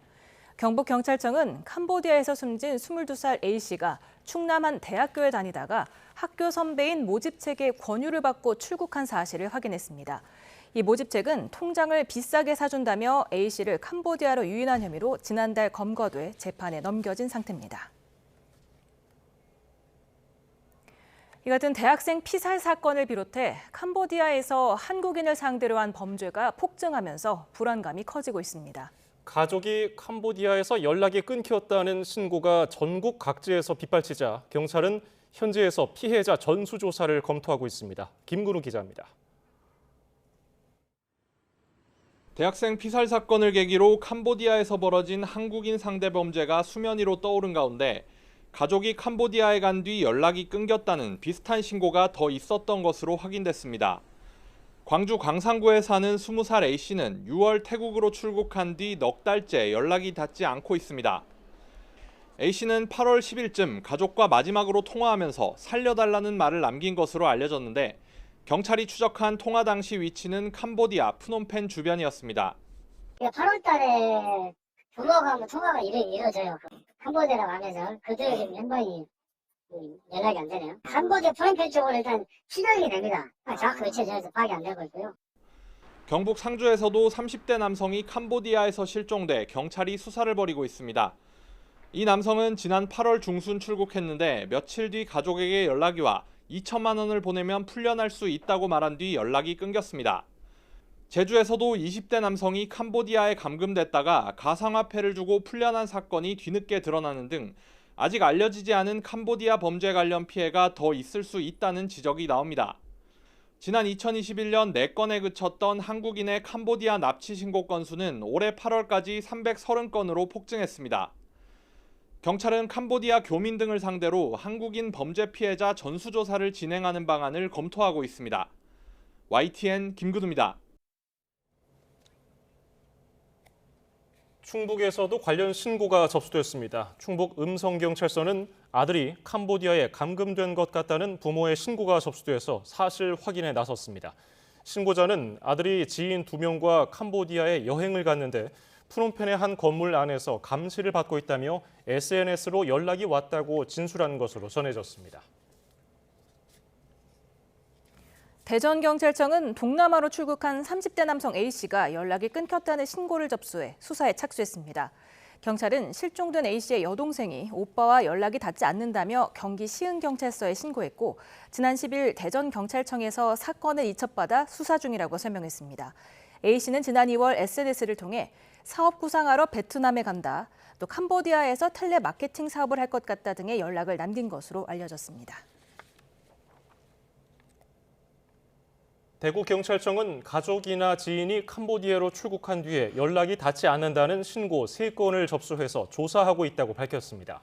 다만 출국한 이들을 두고 금품을 요구하거나 납치된 정황은 아직 포착되지 않은 것으로 파악됐습니다. 캄보디아에서 한국인 대상 범죄가 잇따르자 경찰청이 캄보디아 당국에 강력 대응을 요구했습니다. 현지에 우리 경찰을 파견하는 코리안 데스크 설치가 핵심인데 다음 주 양국 경찰 수장이 만나서 논의할 예정입니다. 부장원 기자입니다. 지난 8월 초 해외 박람회에 다녀오겠다며 출국한 22살 대학생 A씨가 캄보디아 캄포트주에서 고문당한 끝에 숨진 채 발견됐습니다. 뒤늦게 현지 범죄 조직의 소행으로 밝혀졌고 이후 비슷한 피해 신고가 잇따르며 캄보디아 내 한국인 대상 범죄의 심각성이 현안으로 떠올랐습니다. 경찰과 외교부 등이 대응에 나섰는데 캄보디아 당국의 협조가 제대로 이뤄지지 않아 어려움을 겪고 있습니다. A씨가 숨진 채 발견된 뒤 2달이 넘도록 부검도 송환도 이뤄지지 못하고 있고 수사 경과조차 공유되지 않은 겁니다. 이에 경찰청은 캄보디아 경찰에 강력 대응을 촉구하고 나섰는데 해외 경찰에 파견돼 한인 대상 범죄를 전담하는 코리안 데스크 설치가 핵심입니다. 이미 지난달 캄보디아 측에 공식 서한을 보냈고 다음 주 유재성 경찰청장 직무대행이 한국을 방문하는 캄보디아 경찰청 차장과 양자 회의를 갖기로 했습니다. 다만 캄보디아가 협력할지는 미지수인데 경찰은 인터폴 등 국제기구들과 협력해 캄보디아를 압박하는 방안도 검토하고 있습니다. 경찰은 또 관계당국과 협의해 동남아 지역 경찰 영사 파견 확대와 국제 공조수사 인력 30명 증원을 추진하고 조만간 박성주 국가수사본부장이 직접 캄보디아로 가 현지 상황을 점검할 계획입니다. YTN 부장원입니다. 국회 법사위 국정감사에 조희대 대법원장이 출석한 가운데 이석 여부 등을 놓고 여야가 강하게 충돌했습니다. 추미애 법사위원장은 오늘 조 대법원장의 인사말이 끝난 뒤에도 관리였던 이석을 허락하지 않고 참고인 신분으로 질의를 진행했습니다. 민주당 전현희 의원은 지난 5월 이재명 당시 대선 후보의 선거법 위반 사건을 언급하면서 유무죄의 당위성을 묻는 게 아니라 사상 최단 시간에 이루어낸 절차 문제를 국민이 묻고 있다고 말했습니다. 국민의힘 나경원 의원은 민주당 논리대로라면 대통령과 국무총리 등도 국감장에 나와야 한다며 헌정사상 전대미문의 기괴한 국감을 중단해달라고 반박했습니다. 조희대 대법원장은 인사말을 제외하고는 의원들 질문에 아무 답을 하지 않았고 자신을 향한 질의응답이 끝난 뒤에 감사 중지가 선포되자 자리를 떠났습니다.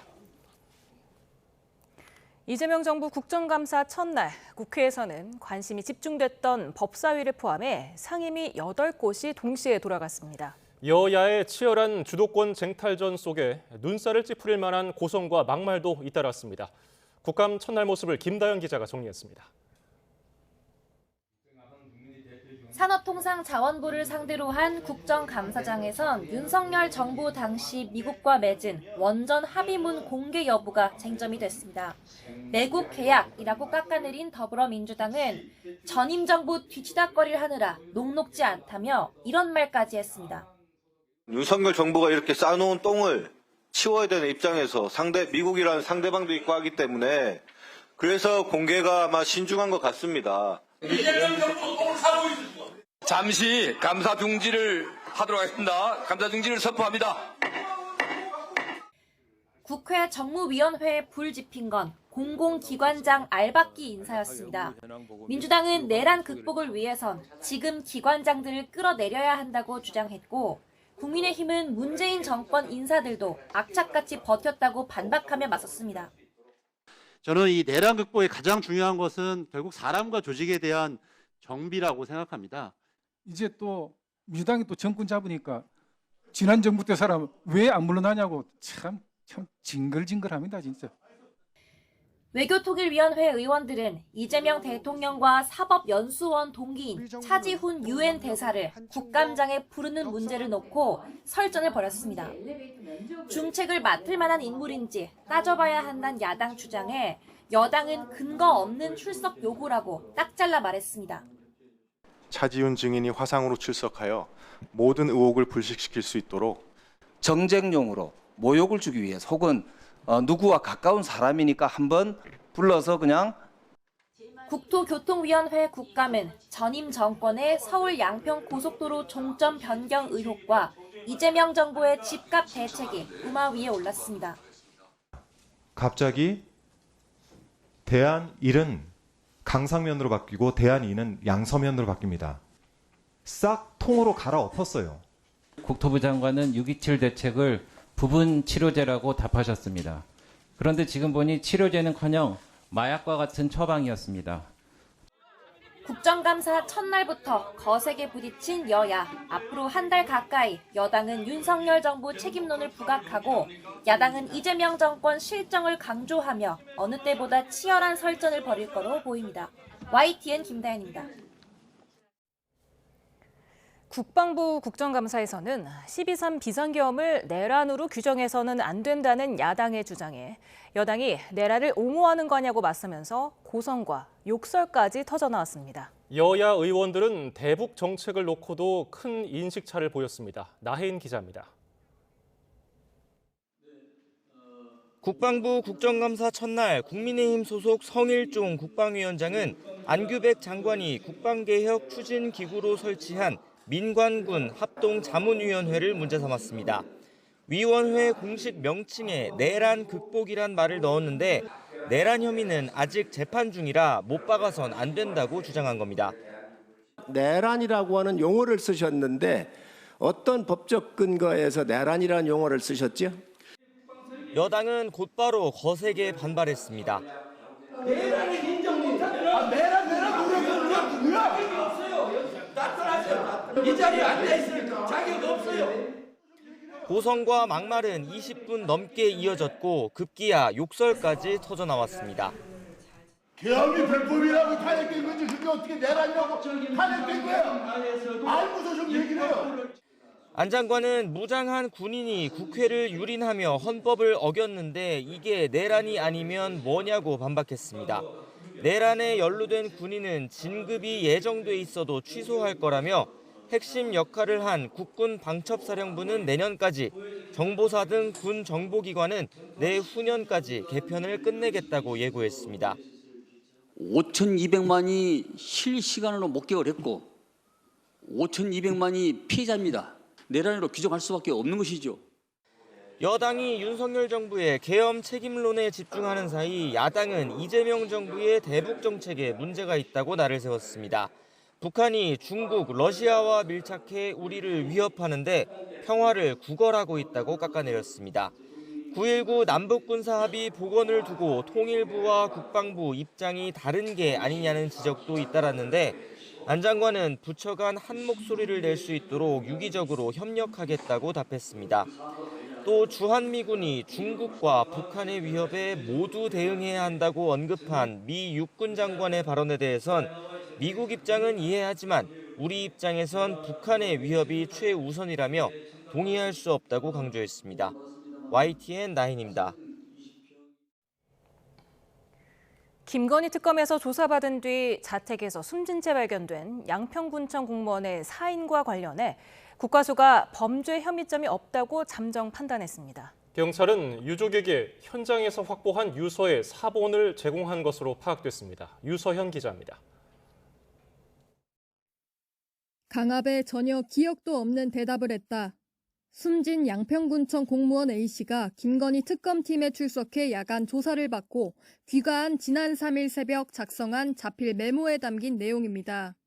A씨는 일주일 만인 지난 10일 자택에서 숨진 채 발견됐습니다. 메모 자체가 불법 수사, 강압 수사, 심야 수사 다 들어가 있잖아요. 오죽했으면 죽고 싶다 그런 말씀을 하셨겠습니까? 사흘 만에 진행된 부검 결과 국과수는 A씨 사인과 관련해 타살 등 범죄 혐의점이 없다는 1차 구두 소견을 경찰에 전달했습니다. 국과수는 A씨 유서에 대한 필적 감정도 진행 중입니다. 유서는 앞서 공개된 한 장짜리 메모와는 별개의 문서로 20장이 넘는 것으로 파악됐습니다. 김건희 특검에 출석해 조사를 받았고 괴롭다는 등 메모와 비슷한 취지의 내용이 담겨 있는 것으로 알려졌습니다. 경찰 관계자는 현장에서 발견된 유서를 유족에게 보여준 뒤 고인의 필체와 일치한다는 이야기를 들었지만 보다 명확히 하기 위해 필적 감정을 의뢰했다고 설명했습니다. 또 경찰이 유족에게 유서를 공개하지 않고 있다는 일부 주장과 관련해 사실이 아니라며 유족이 양평경찰서에서 A씨가 남긴 유서를 열람했고 사본도 가져갔다고 말했습니다. A씨 측이 강압수사 의혹과 관련해 특검과 수사관들을 고발하는 방안을 검토하겠다고 밝힌 가운데 이와 관련한 수사도 이루어질지 주목됩니다. YTN 유소연입니다. 조사를 받은 양평군청 공무원이 숨지자 강압수사는 없었다고 반박했던 김건희 특검이 사흘 만에 또 입장을 냈습니다. 잦아들지 않는 논란에 모든 수사 방식을 면밀히 재점검하겠다며 고개를 숙였습니다. 이준혁 기자입니다. 지난 10일 해명 자료를 냈던 김건희 특별검사팀이 숨진 양평군청 공무원에게 다시 한번 조의를 표했습니다. 이번 사건을 계기로 현재 진행되고 있는 모든 사건의 수사 상황과 방식을 면밀히 재점검하고 사건 관계자 인권 보호에도 한치의 소홀함이 없도록 더욱 만전을 기하겠다고 다짐했습니다. 앞서 숨진 공무원 수사 경과를 상세히 공개하고 강압이나 회유서를 정면 반박했던 때와는 사뭇 다른 분위기입니다. 특검 입장 발표 이후에도 정치권에서 특검의 산후조리원 압수수색 사실을 지적하거나 김건희 씨 변호인이 특검이 조사에서 김 씨와 나란히 앉지 못하게 했다고 주장하는 등 과잉 또는 위법 수사 논란이 잇따른 영향으로 보입니다. 특검은 이번 수사에 참여한 수사관을 상대로 당시 수사 과정을 계속해서 확인하고 있다며 감찰 수준으로 명확하게 조사 중이라고 설명했습니다. 문제가 있다면 당연히 상응하는 조치도 뒤따를 거라고 부연했습니다. 다만 숨진 공무원이 동의하지 않아 조사는 영상 녹화되지 않았다고 밝혔는데 대신 조사 앞뒤 상황 등을 녹화한 CCTV 영상이 있다면 유족 동의 아래 공개하는 것도 검토하겠다는 입장입니다. 특검은 숨진 공무원 사건은 공소권 없음으로 종결하지만 다른 관련 피의자들 사건은 계속 수사할 방침입니다. YTN 이준엽입니다. 최상병 특검이 각종 의혹의 정점에 있는 윤석열 전 대통령에게 오는 23일 소환을 통보했습니다. 불응시 최상병 특검에만 주어진 교정 공무원 지휘권을 행사할지 주목됩니다. 권준수 기자입니다.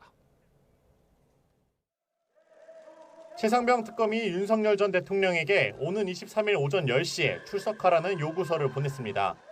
수사 외압 의혹뿐만 아니라 이종섭 전 국방부 장관을 도피성으로 주 호주 대사로 임명한 의혹과 관련해 첫 소환 일정을 잡은 겁니다. 진상을 밝히기 위해 윤 전 대통령에 대한 조사가 반드시 필요한 만큼 윤 전 대통령이 자발적으로 특검에 출석하여 조사를 받기를 바랍니다.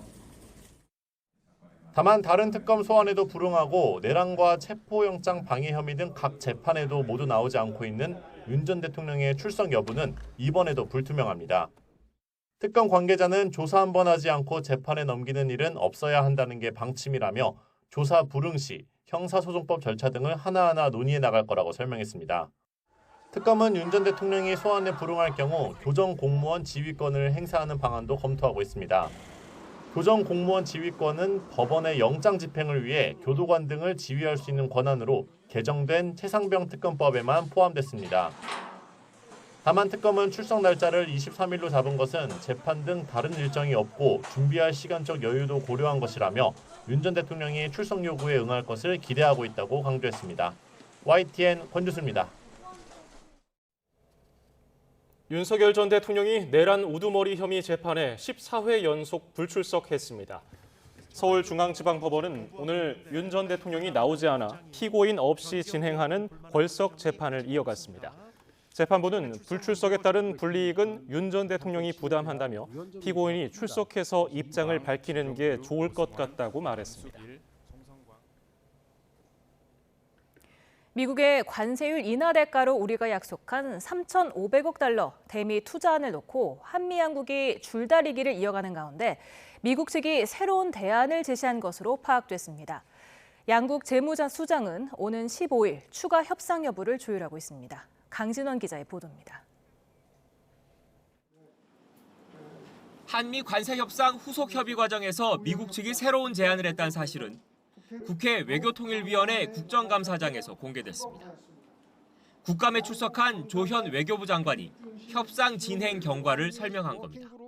저희가 미국 측에 그 문제점들을 다 설명을 했고 미국 측에서 지금 새로운 대안을 들고 나왔습니다. 그래서 지금 검토하고 있는 단계입니다. 다만 미국 측이 제시한 카드가 구체적으로 무엇인지는 밝히지 않았습니다. 대통령실 또한 지난 9월 우리 측이 내놓은 수정안에 대해 일정 부분 미국 측의 반응이 있었다고만 언급했습니다. 협상에 영향을 줄 수 있다고 판단했기 때문입니다. 앞서 정부는 3,500억 달러, 우리 돈 490조 원에 달하는 거액을 전액 현금으로 투자하라는 미국 측 요구는 받아들이기 힘들다며 역제안을 했습니다. 합리적 수준의 직접 투자 비중과 상업적 합리성 차원에서 투자처 선정 관여권 보장, 그리고 무제한 한미 통화 스와프 등이 담긴 거로 알려졌습니다. 무제한 통화 스와프는 필요 조건이죠. 그게 안 되면 우리나라에 미칠 대통령께서 외환 얘기 말씀도 하시고 그랬지만 미칠 충격이 너무 크기 때문에 우리 측 수정안에 미국 측이 어느 정도 응답한 상황에서 한미 양국의 재무수장은 오는 15일 미국에서 추가 협상 여부를 조율하고 있습니다. 우리 부총리께서 15일 날 가셔서 벤센트 장관과 만나는 게 확정은 안 됐군요. 예, 지금 미국도 일단 저희들 요청을 해놓은 상황이고요. 어쨌거나 제가 만나도록 할.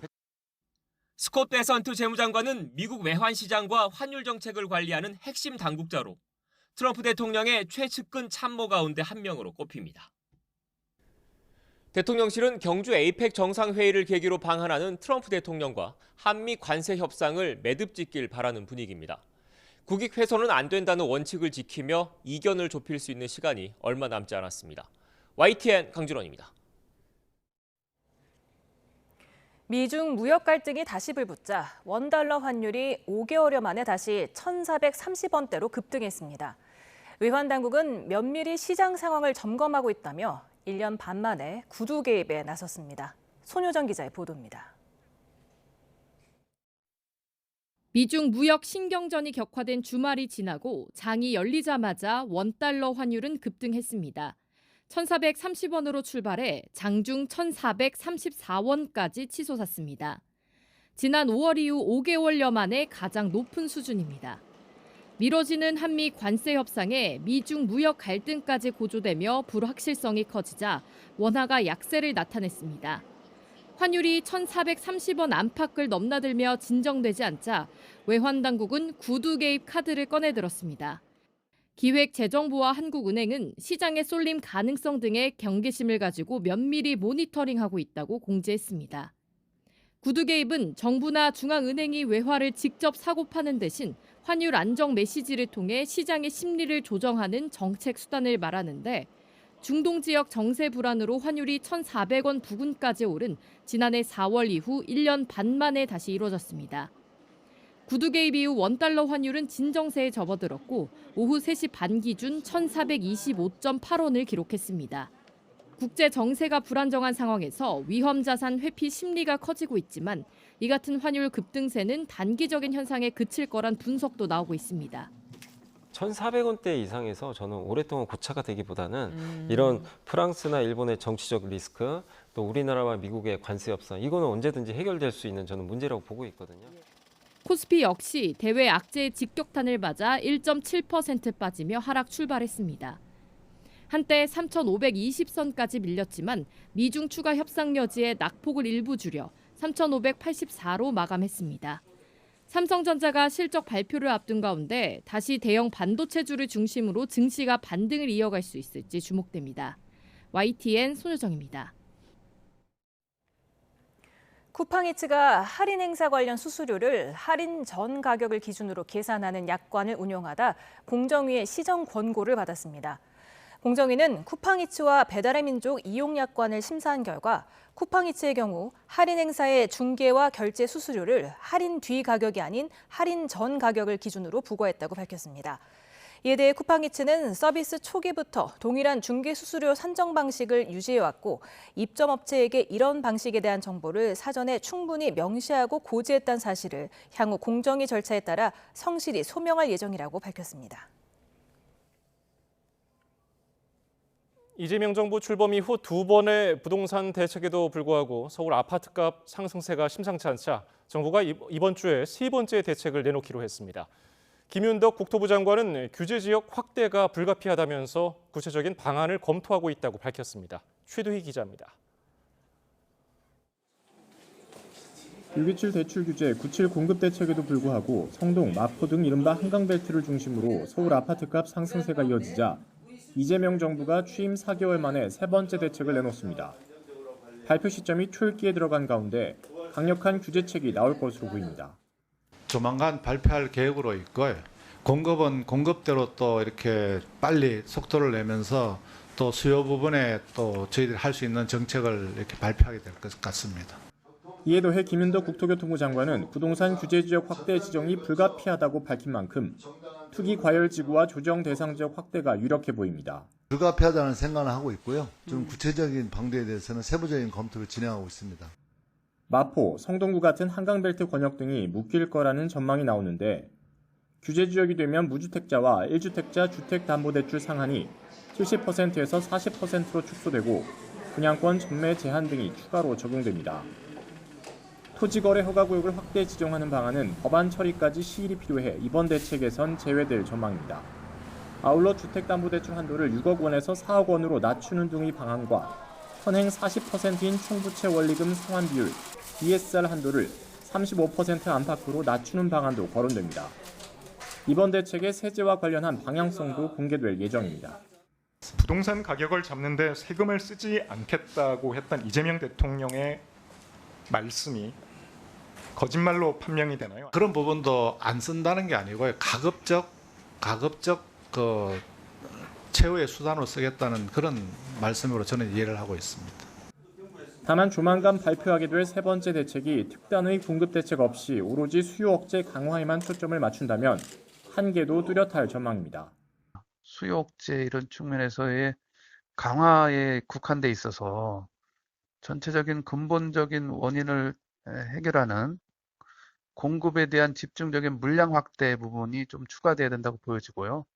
잦은 부동산 대책이 집값 상승을 부추긴다는 지적에 대해 김윤덕 국토부 장관은 이재명 정부는 6월 초 집권했다면서 부동산 문제는 과거로부터 흘러들어온 문제라고 보는 게 맞다고 설명했습니다. YTN 최두입니다. 조국혁신당 조국 비상대책위원장은 서울 한강벨트를 중심으로 집값이 정점을 갈아치우고 있다며 정부는 시장이 더 뜨거워지기 전에 종합대책을 내놔야 한다고 강조했습니다. 조 비대위원장은 오늘 국회에서 열린 비대위 회의에서 시장과 투기 세력의 예상을 뛰어넘는 파격적인 대책이 필요하다면서 이같이 말했습니다.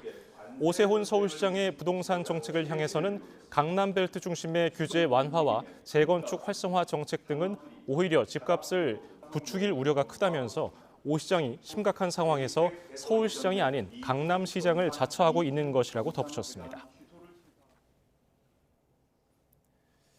이에 대해서 오세훈 서울시장은 서울시 규제 완화와 재건축 활성화 정책이 집값을 부추길 우려가 크다는 조국혁신당 비대위원장의 주장에 대해서 불을 지른 사람은 따로 있는데 이제 와서 불 끄는 사람을 탓하고 있다고 비판했습니다. 또 주택시장 원리도 모르고 훈수를 두는 걸 보면 답답하다고 일갈했습니다. 오 시장은 특히 지난 문재인 정부와 고 박원순 전임 시장 시절에 해체되고 취소된 재건축, 재개발 사업으로 서울에 공급되지 못한 주택이 28만 호라고 지적했습니다. 손흥민 선수의 소속팀 LAFC가 손흥민과 부안가, 이른바 흥부 듀오의 빈자리를 메우지 못하고 정규리그 우승에 실패했습니다. 손흥민과 부안가가 A매치 기간 국가대표팀에 차출되면서 공격진에 공백이 생긴 LAFC는 오스틴과의 메이저리그 사커 정규리그 원정 경기에서 0대1로 졌습니다.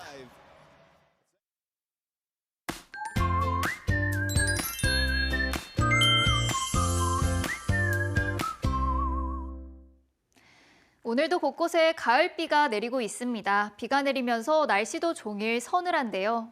네, 올가을은 유독 맑은 하늘 보기가 어려운 것 같습니다. 내일도 곳곳에 비가 이어지겠고 특히 동해안을 중심으로는 내일 새벽까지 시간당 20mm 안팎의 강한 비가 예상돼 주의가 필요합니다.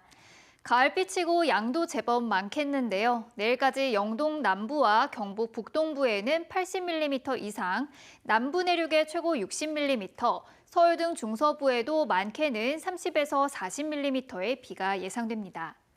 내일 아침 기온은 서울이 15도 등 오늘과 비슷하거나 조금 더 낮겠습니다. 하지만 낮 동안 비가 소강 상태에 드는 곳에서는 예년보다 높은 기온을 보이겠습니다. 서울 낮 기온 20도, 광주는 25도가 예상됩니다. 남은 한 주간 비가 자주 내리겠고요. 다음 주 초반에는 북쪽에서 찬 공기가 밀려오며 서울의 아침 기온이 한 자릿수까지 뚝 떨어지겠습니다.